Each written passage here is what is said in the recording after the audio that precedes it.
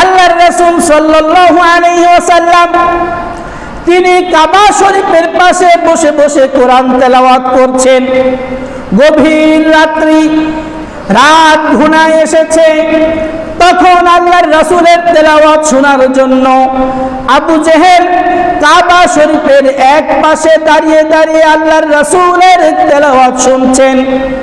অপর পাশে দাঁড়িয়ে দাঁড়িয়ে উতবা নামক কাফের তেলাওয়াত শুনছে। আরেক পাশে দাঁড়িয়ে দাঁড়িয়ে সাইবা নামক কাফের, তিনিও আল্লাহর রাসূলের তেলাওয়াত শুনছে।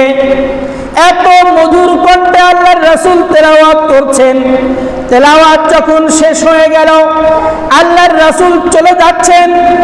এমন সময় গভীর রাত্রে, অন্ধকার রাত্রে আবু জেহেল, উতবা এবং সাইবা বড় বড় নেতা, কাফেরদের বড় বড় নেতা, তারা যখন বাড়িতে চলে যাবে এমন সময় একজন আরেকজনের সাথে ধাক্কা লেগে গেল। ধাক্কা লাগার পরে আবু জেহেল বলতেছে, কি ব্যাপার, তুমি কেন মুহাম্মদের কোরআন শুনতে এসেছো? সাইবাকে বলল আবু জেহেল, হে সাইবা, তুমি কেন মুহাম্মদের কোরআন শুনতে এসেছো? উতবাকে বলল, হে উতবা, তুমি তো একজন কাফেরদের সর্দার, তুমি কেন মুহাম্মদের কোরআন তেলাওয়াত শুনতে এসেছো? সবাই বলছে, হে আবু জেহেল, তুমি আমাদেরকে বলছো তুমি তো নিজেই মুহাম্মদের কোরআন শুনতে এসেছো, তুমি তো নিজেই এসেছো, আমাদেরকে কেন বলো?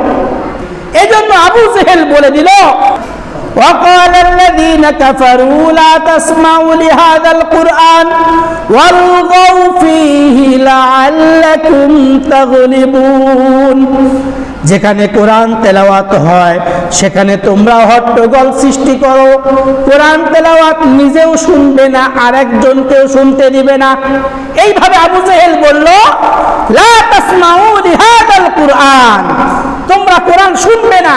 কোরআনের তেলাওয়াত মানুষকে টানে টানে আকৃষ্ট করে। দেখবেন মানুষকে, অনেক রোগে রোগান্বিত মানুষকে যদি কোরআন তেলাওয়াত করে ফু দেওয়া হয়, অথবা পানিতে এই কোরআন তেলাওয়াত করে ফু দিয়ে যদি পান করানো হয়, আল্লাহ রব্বুল আলামিন জটিল জটিল রোগ ভালো করে দেন। বলেন সুবহানাল্লাহ।